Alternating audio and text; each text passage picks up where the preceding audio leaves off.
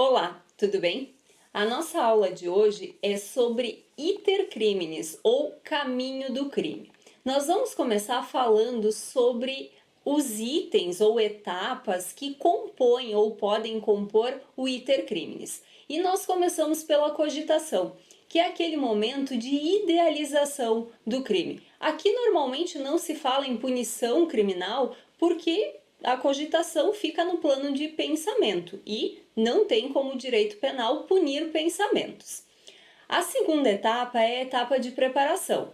Aqui começam os atos preparatórios, ou seja, começa a externalização de atos, mas atos ainda anteriores à consumação. De regra, os atos preparatórios também não são puníveis. Eles só o serão quando nós tivermos uma criminalização específica do ato preparatório. Então, como exemplo de ato preparatório, nós podemos pensar na compra de uma faca, na compra de uma arma, que por si só não é crime. Então, se eu for comprar uma faca, eu tenho uma conduta indiferente ao direito penal. Se eu for comprar uma arma de forma lícita, também eu tenho uma conduta indiferente ao direito penal. Mas se eu for comprar uma arma de forma ilícita, uma arma ilegal, por exemplo, por si só, isso já constitui um crime, independentemente de eu comprar, por exemplo, pensando em cometer um homicídio.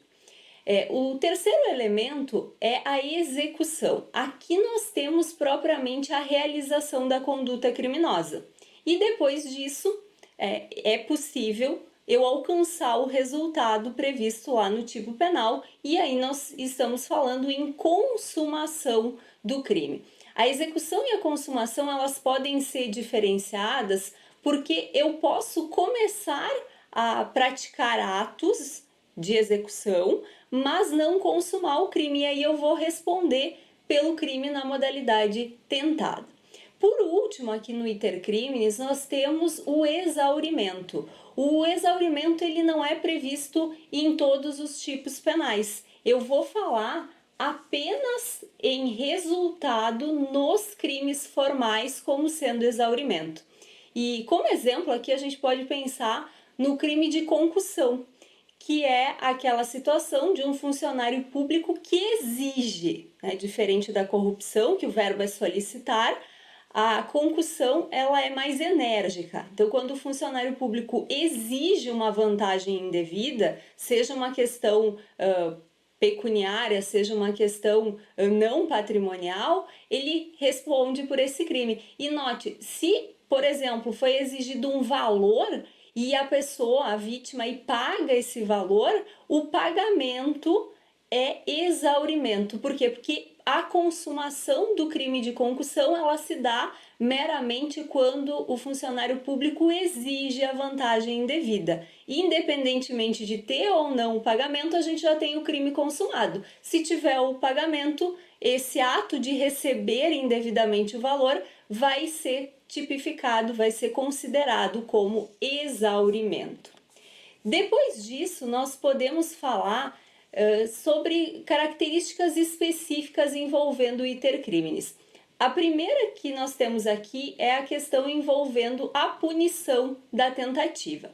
Lembrem que quando nós falamos em preceitos secundários, que são as penas, vinculadas a preceitos primários, que são as condutas criminalizadas, nós temos sempre a figura do crime consumado. Então, para que eu possa punir a título de tentativa, eu sempre vou depender da norma de extensão, ou seja, do artigo 14, inciso 2 do Código Penal, que vai ser combinado com o crime que a pessoa cometeu. Se eu não usar essa norma de extensão, eu não tenho como punir a título de tentativa. Segunda menção que nós temos aqui é que a tentativa exige o início da execução, ou seja, não pode ser apenas um ato preparatório, eu tenho que dar marcha à consumação em si, e a ausência de perfectibilização do meu intento criminoso por alguma circunstância alheia à minha vontade. Ou seja, eu queria consumar, mas eu fui atrapalhado por alguma circunstância ou por alguma pessoa que impediu que o resultado acontecesse. Além disso, lembro que a tentativa implica na incidência de uma minorante, que está prevista lá no artigo 14 do Código Penal. Essa minorante ela é variável, a gente tem a previsão de redução de 1/3 a 2/3. Como é que eu vou saber o quanto eu reduzo? Bom, a jurisprudência determina que quanto mais próximo da consumação eu cheguei, menor é a redução que vai ser aplicada. Quanto, por óbvio, né? Quanto menor é a quantidade de atos que eu pratiquei, maior vai ser a redução que eu vou ter direito. Lembrando aqui que quando nós falamos em uma minorante, nós estamos falando em terceira fase do cálculo da pena, ou seja, quando eu calculo a pena para um delito tentado, na primeira e na segunda fase é igual a um delito consumado. Eu só vou ter modificação lá na terceira fase, quando vai incidir a minorante da tentativa. Também lembro aqui que nós temos alguns crimes que não admitem tentativa. Exemplo, os culposos, os omissivos próprios, os habituais e os pré-terdolosos. Por que esses crimes, dentre outros, né, não admitem tentativa? Aqui basta que nós paremos para refletir a natureza, qual é a natureza desses crimes.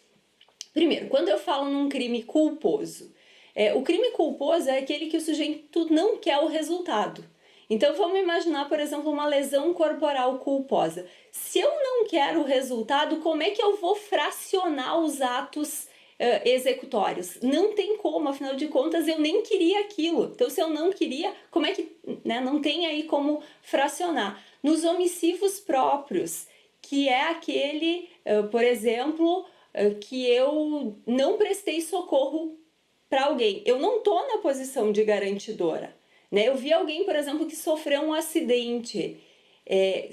Ou eu socorro ou eu não socorro. Não tem como tentar não socorrer, né? Não tem como fracionar isso.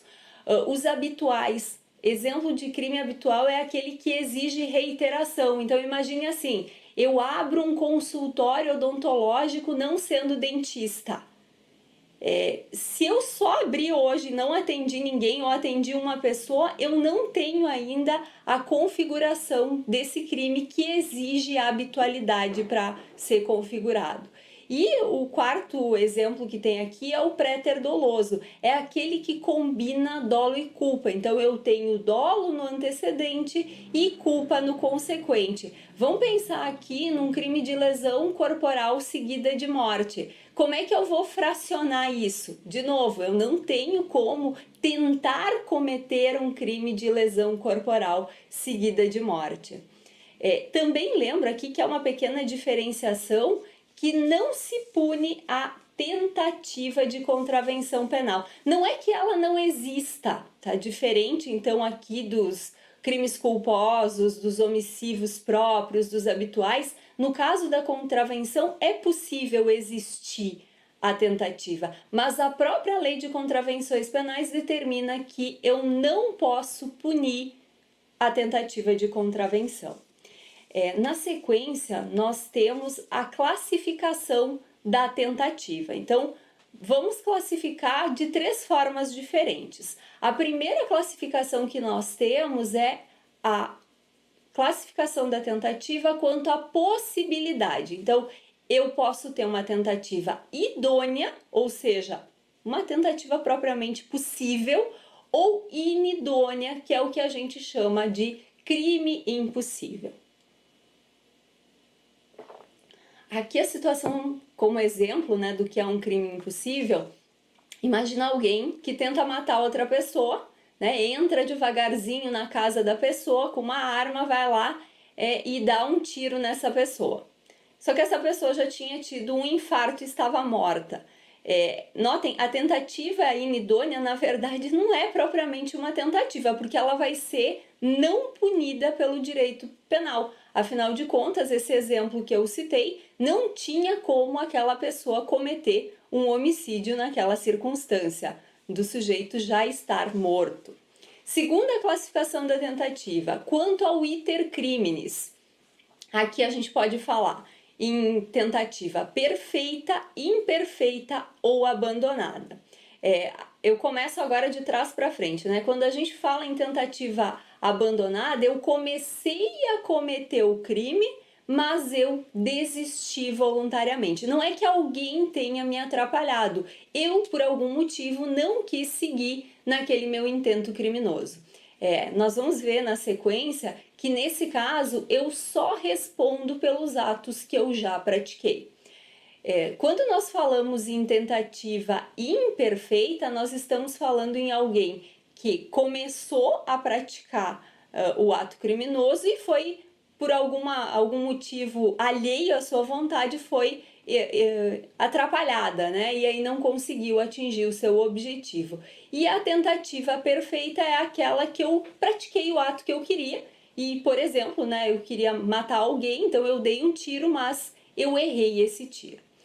A terceira classificação que nós temos aqui é em relação ao resultado.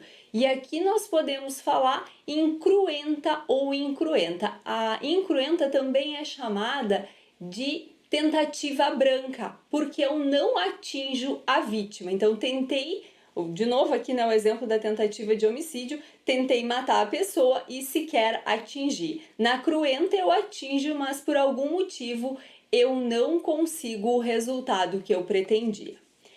Depois nós temos aqui alguns artigos importantes do Código Penal. O primeiro desses artigos é o artigo 15, que vai dizer: o agente que voluntariamente desiste de prosseguir na execução ou impede que o resultado se produza só responde pelos atos já praticados. Aqui nós temos duas situações, né? Primeiro, a desistência voluntária. A situação da desistência voluntária é aquela situação em que o sujeito começou a praticar o seu intento criminoso, mas por algum motivo desistiu, né? Pode ser um motivo que for, né? Pode ser peso na consciência, pode ser arrependimento, enfim, mas a pessoa desistiu antes da consumação, ou seja, desistiu antes de finalizar o intento criminoso. A partir disso, ela só vai responder pelos atos até então praticados. E isso pode, inclusive, modificar a tipificação. Por quê? O exemplo clássico é o do homicídio, né? Eu pretendo matar alguém, eu vou lá e, por exemplo, dei um tapa na pessoa e a ideia era na sequência dar um tiro, mas eu não dei o tiro e eu acabo voluntariamente desistindo. O que eu vou responder? Eu vou responder não pela tentativa de homicídio, mas sim por eventual lesão corporal. Tão somente. A segunda hipótese que nós temos dentro do mesmo artigo 15 é o arrependimento eficaz, que é aquela situação em que eu pratiquei o ato. Então, por exemplo, eu dei o tiro na pessoa, eu acertei, mas eu me arrependo, presto socorro e evito o resultado. Obrigatoriamente, para usar o instituto do arrependimento eficaz, eu preciso evitar o resultado. Por quê? Porque isso é exigência legal do artigo 15. Se eu evitar o resultado, eu respondo só pelo que eu tinha cometido até aquele momento. Ou seja, o efeito é exatamente o mesmo, tanto que são tratados no mesmo artigo 5º, tanto a desistência voluntária quanto o arrependimento eficaz. O artigo 16 fala do arrependimento posterior. Diz o artigo 16: nos crimes cometidos sem violência ou grave ameaça à pessoa, reparado o dano ou restituída a coisa até o recebimento da denúncia ou da queixa por ato voluntário do agente, a pena será reduzida de 1 a 2/3. Então, super importante aqui. Primeiro requisito: nós temos um crime sem violência ou grave ameaça. Qualquer crime que tenha violência ou grave ameaça não pode usar o instituto do arrependimento posterior. E aí, além disso, o O outro requisito é que haja ou reparação do dano ou restituição da coisa antes, né, do recebimento da denúncia. Fala em ato voluntário, tá? A doutrina ela diz expressamente que esse ato voluntário não exige espontaneidade, então poderia inclusive alguém sugerir que seja feita essa reparação do dano e tá tudo certo. Como exemplo aqui do Instituto do Arrependimento Posterior, eu cito um furto. O furto em que, depois de cometido, a pessoa se arrepende e vai até a vítima e devolve o bem. Então, notem, nessa hipótese vai ter processo criminal, né? Pode ter investigação, pode ter processo, mas lá no final a pessoa vai ter direito a uma minorante, a uma redução de pena que vai de 1/3 a 2/3. Quanto mais rápido for isso, mais rápido ocorrer essa reparação do dano, maior seria o direito à redução. Depois nós temos aí o artigo 17 do Código Penal que diz: não se pune a tentativa quando, por ineficiência absoluta do meio ou por absoluta impropriedade do objeto, é impossível consumar-se o crime. Esse artigo 17 é o artigo que trata propriamente do crime impossível. Então, eu não vou tratar como tentativa aquilo que é crime impossível. O que seria exemplo do crime impossível? Já mencionamos antes, aquela pessoa que tenta matar alguém que já está morto. Então, nesse caso, eu teria impropriedade do objeto. Eu posso falar em ineficácia absoluta do meio de alguém que pega uma arma achando que é uma arma real, né? Que é uma arma de fogo real, pega uma arma de brinquedo e tenta matar alguém. E aí eu teria ineficácia absoluta do meio. Com isso, nós encerramos o conteúdo dessa aula. Eu espero que você tenha aproveitado e até mais. Tchau!